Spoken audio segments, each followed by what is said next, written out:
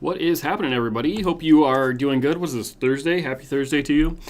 We're live on all the platforms, Facebook and Instagram and YouTube. So wherever you're watching, we'd love for you to chime in. Let us know where you're watching from. I should be able to monitor all the chats. We had a little hiccup last time, so we'd love for you. Let us know where you're watching from, which platform you're on, and any questions you have. Excuse me. So we're going to talk about all things real estate. Some big updates. We've got KW just had their big conference, so we're going to talk a lot about that, break down some of my biggest takeaways from that. We're going to answer your questions. I got one question that came in. We're going to talk about moving to the Twin Cities, how to find where to live in the Twin Cities, and a bunch of cool stuff. So love to have you guys online. Let us know again which platform you're on in the chat. Would love to hear from everybody. So, all right.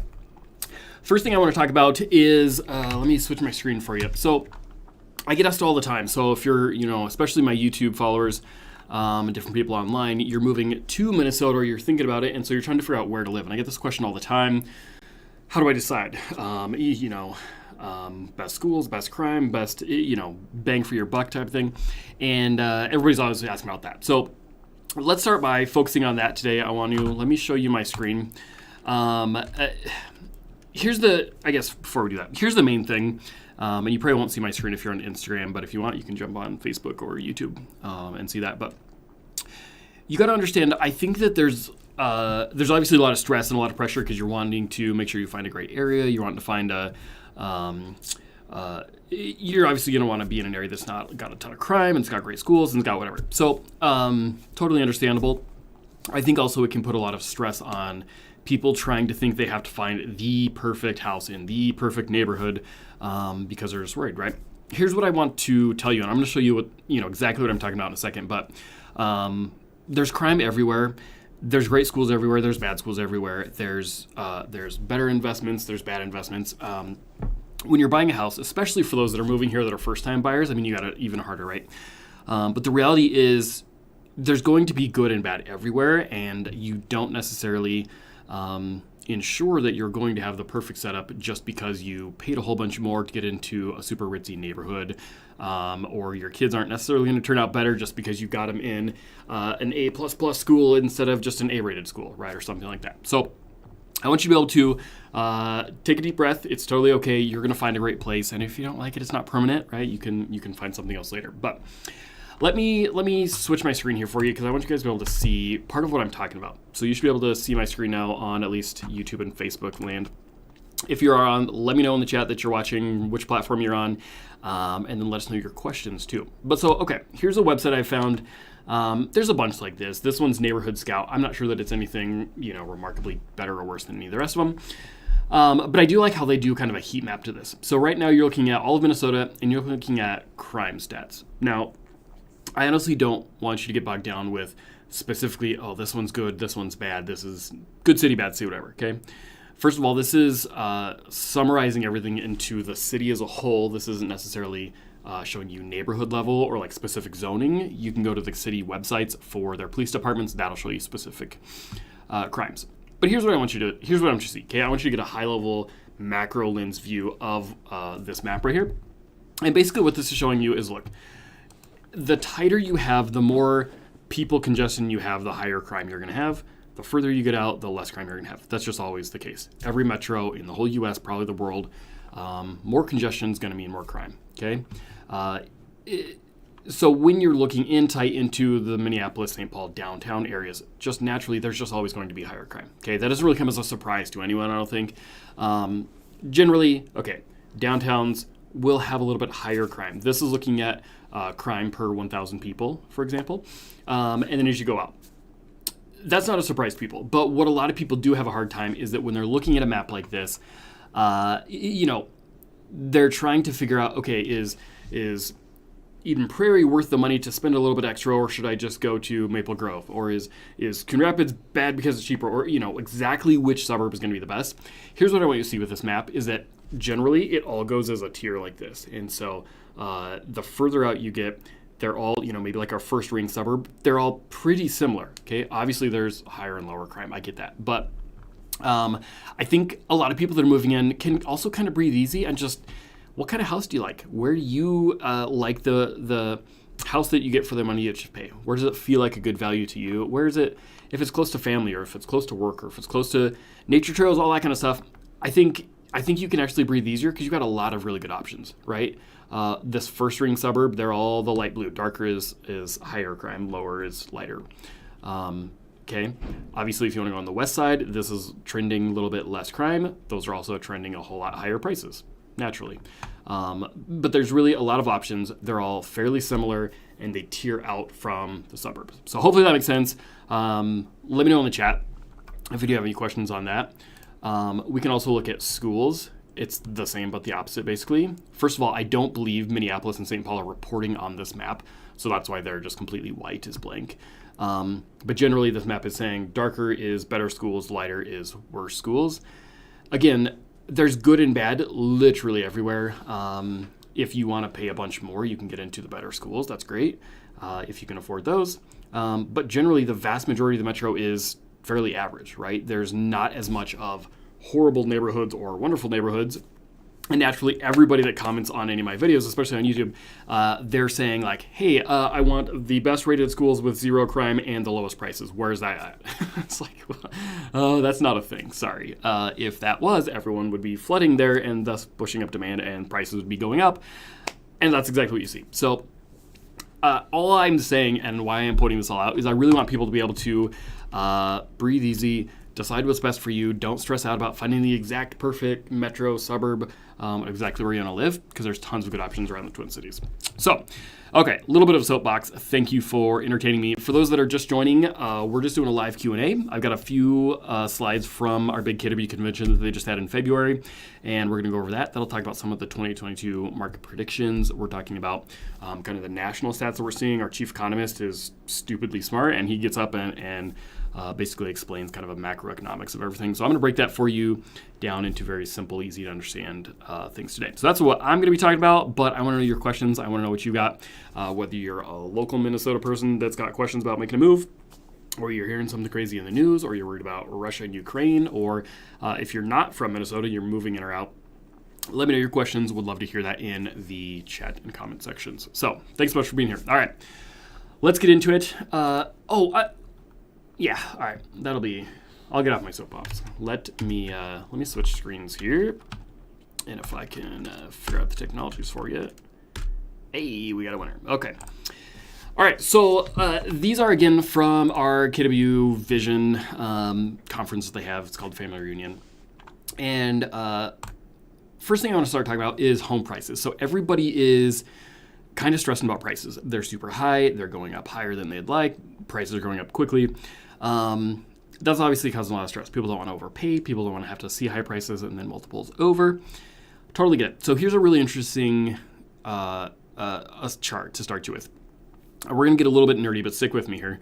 That yellow line there is basically if we were on a 4%, the standard inflation for real estate, they average about 4% per year in inflation. So with that trend line, you can see back in the early 2000s, prices were just way overinflated, bad lending practice, everything else.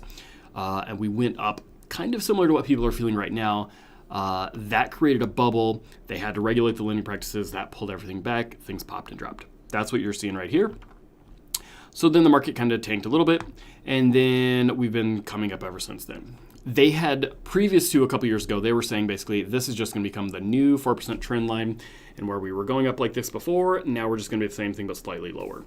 Now, to be honest, they don't know. They're not sure if we're going to be sticking on that trend line and we're just having a few higher years, or if we're actually, in fact, on track with the trend line or slightly over it. So what you're seeing is if we had followed that trend line, we should be at about $343,000 for our average home price, or it is median.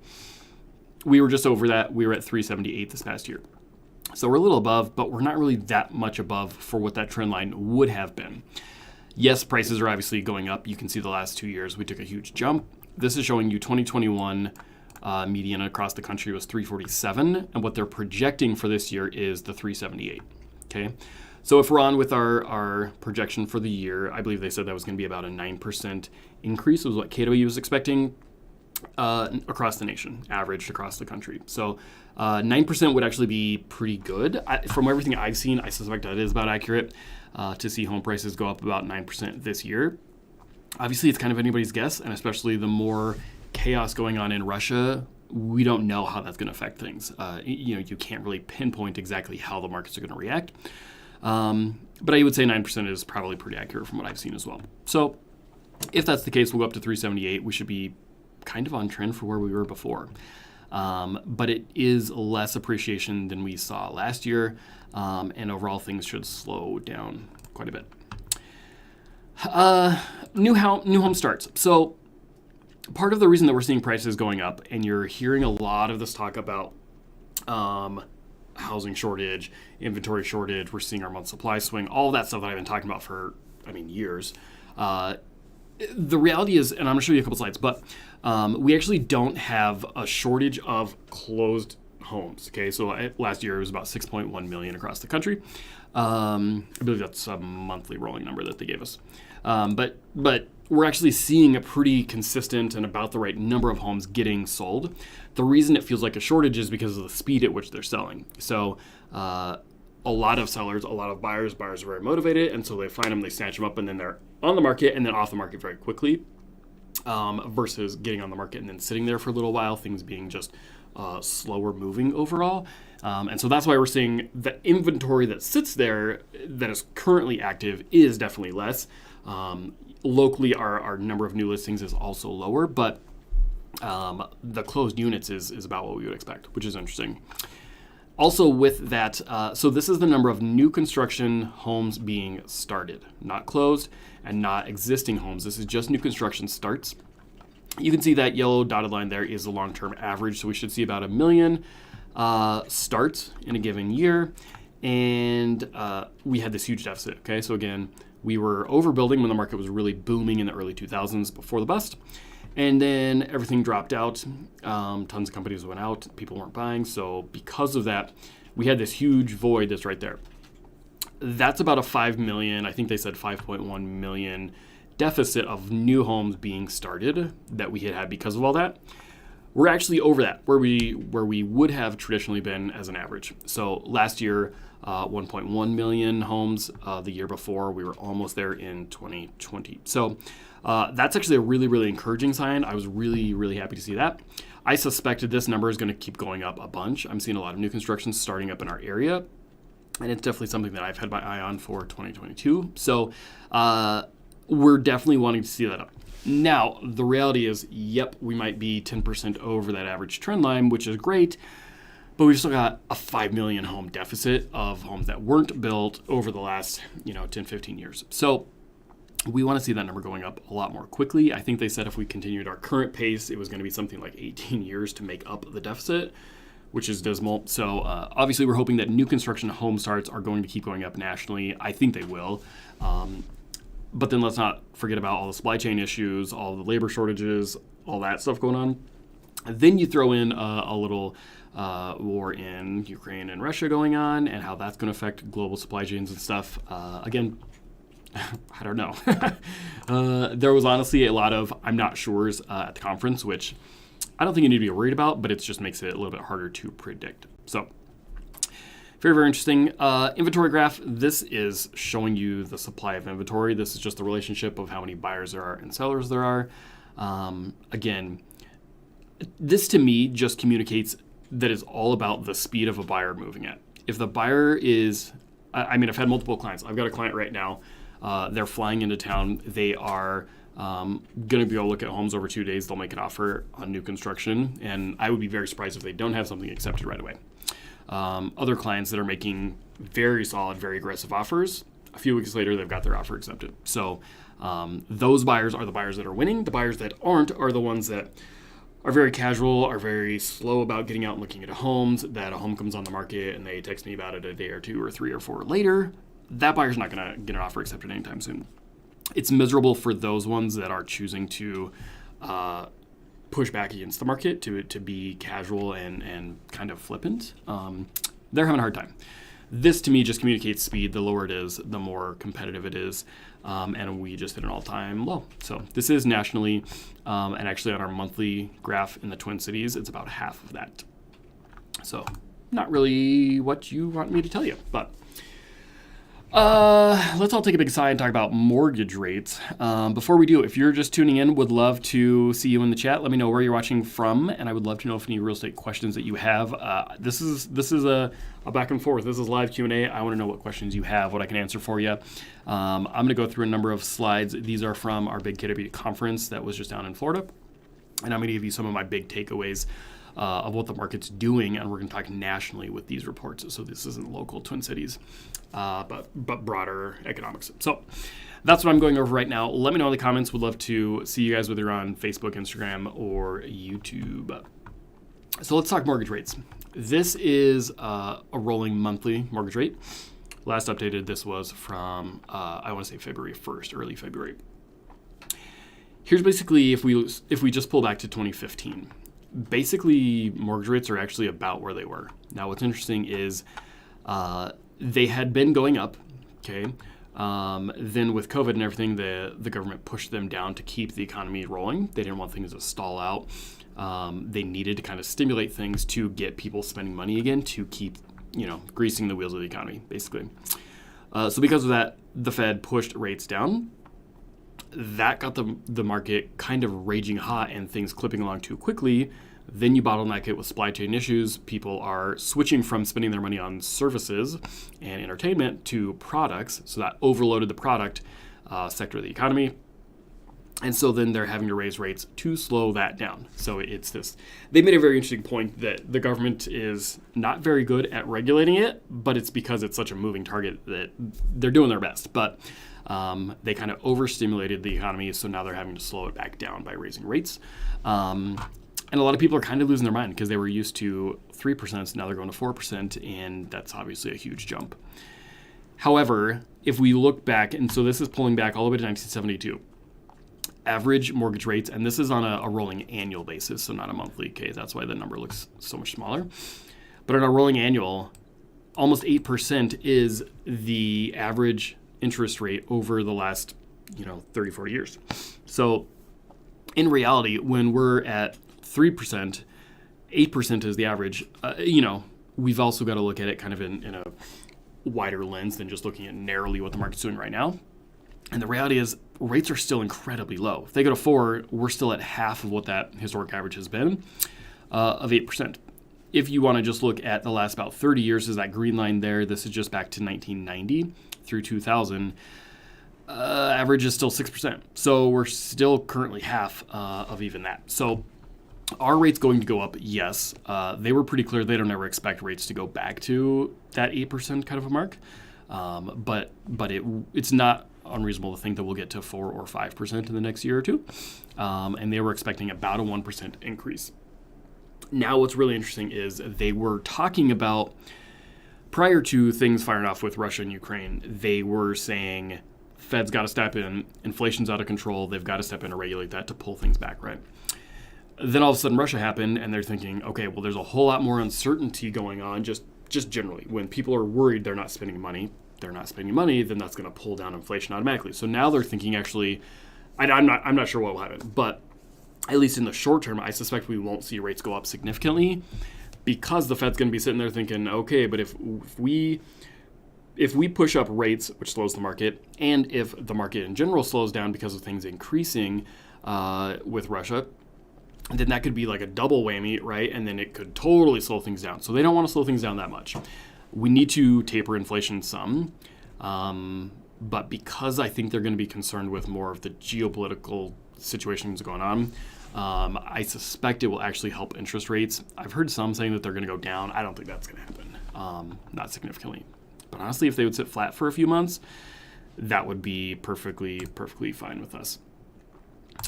If we put those two things together, let's talk about what's going on with 2022. So this is basically just an overlay of the last two things that I showed you. Here's what's going on with prices on a rolling monthly basis, and then what's going on with interest rates. So the 3.69 is where they were at when they created these slides a month and a half ago. And then there's what home prices are doing. Here's what I want you guys to see from this slide. And that's going to be primarily if you look at the February, March, April, May months, those are when you're seeing those biggest increases on this graph. Then they kind of sit relatively flat June through August, September. Maybe you see a little bit of dip in the winter months, and then they go up again.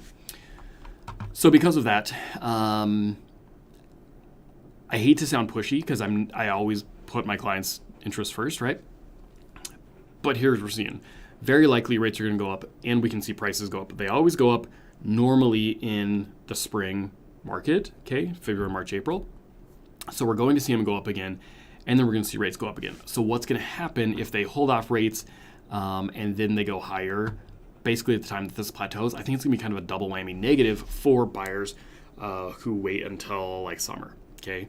I think June, July, August is going to be a pretty tough market compared to right now. I mean, it's not easy, but I think buyers are going to have a lot more favorable terms earlier in 2022 than waiting in later, okay? I have no clue what the end of the year will look like. So we're really just talking now through summer kind of. Prices will peak, competition will peak, and interest rates will probably peak at some point during the summer. So that is that's kind of a little snapshot of 2022. Okay. Let's talk about affordability. Before we do, we've got a bunch watching. If you guys I would love for you to shoot me your questions, comments, concerns. What are you guys seeing in the market? What are you hearing? What questions do you have?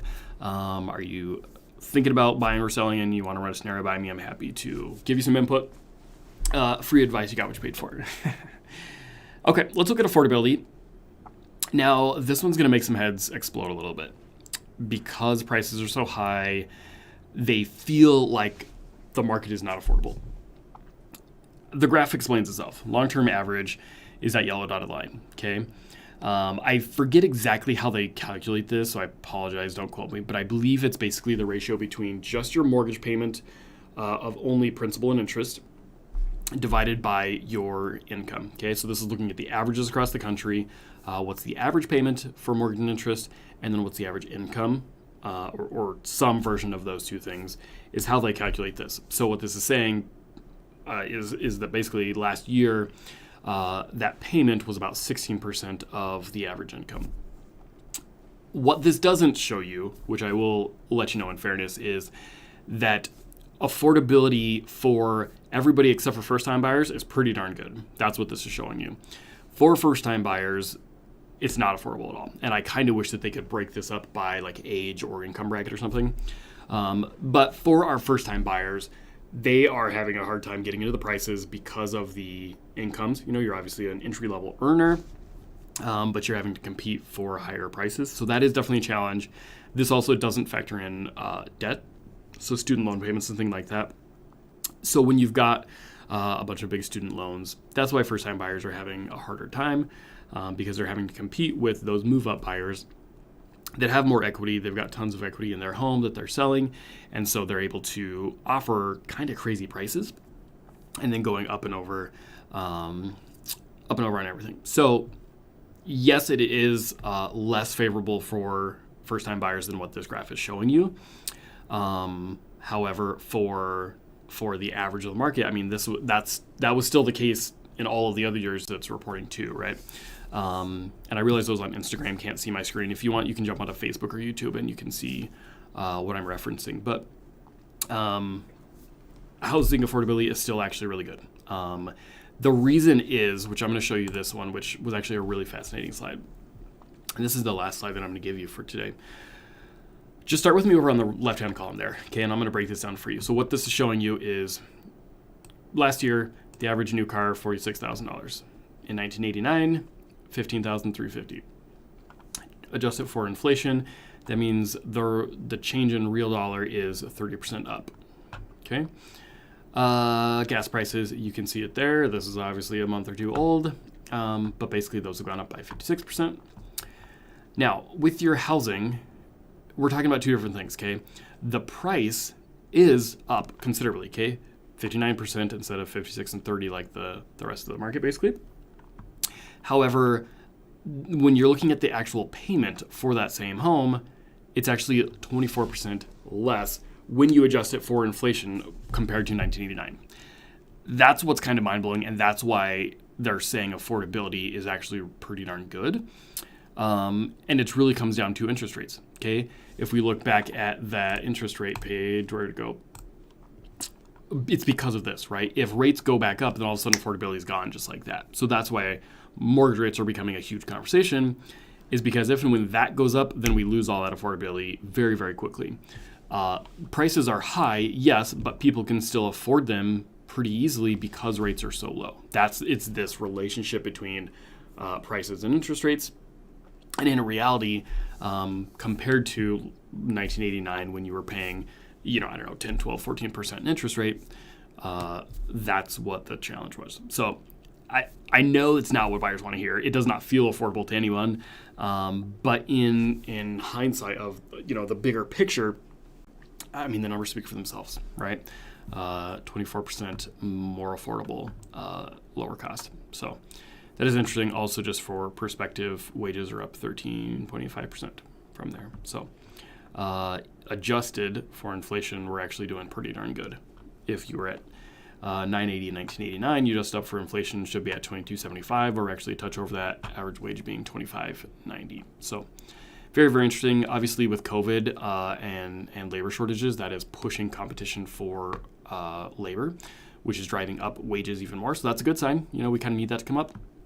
So we do like that. So there you go. That's kind of your nerdy details from the Kidway Family Reunion. Would love some input from you guys that are on. You guys are quiet today. I mean, last time we had gazillions of questions going on. If you're watching, would love for you to let me know that you're watching. Which platform are you watching from? Are you a local Minnesotan? And what questions do you have for me? Questions on the market, questions on buying, questions on selling. We talked new construction a lot last time. That's been a pretty hot topic lately for you guys. But I got a few minutes, so I will stick around. Let me know what questions you have got. Ryan is on. Hey, man.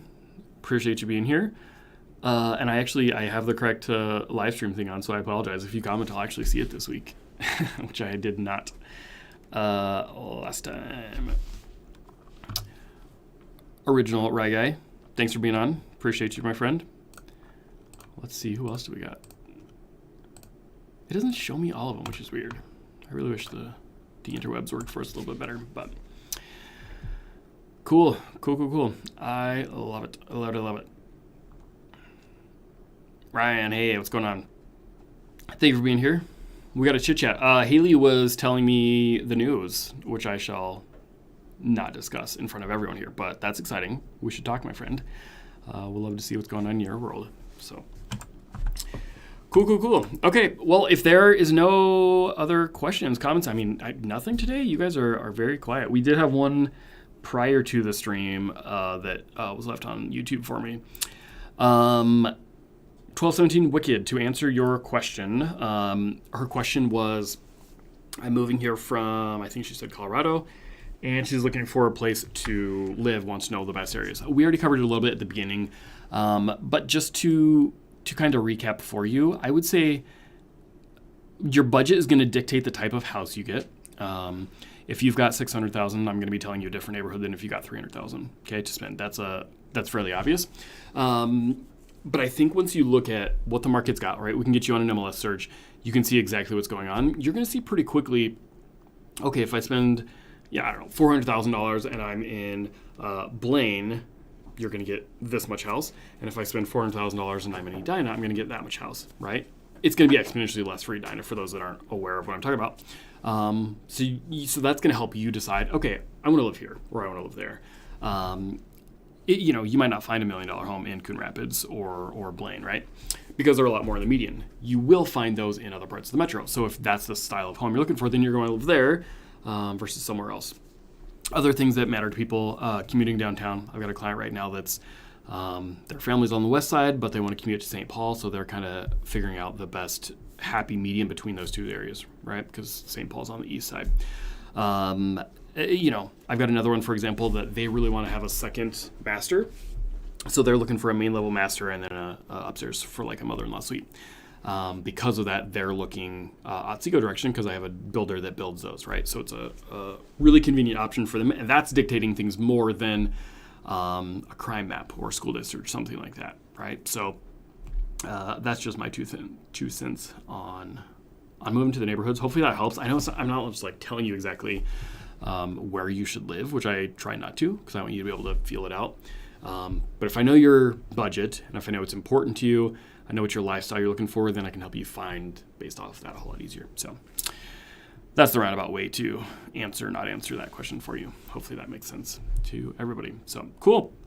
All right, it's 3:30. I don't see any more questions. So if you guys are going to be nice and quiet today, I'll assume I've answered everything you could possibly have questions about. And we'll sign off for today. But thanks for being here. Thanks everybody for tuning in, and we'll see you next time. I think probably 2 weeks from now is when we're going to do our next live stream, tentatively, but kind of do them sporadically. So thanks so much, guys, and I'll see you next time.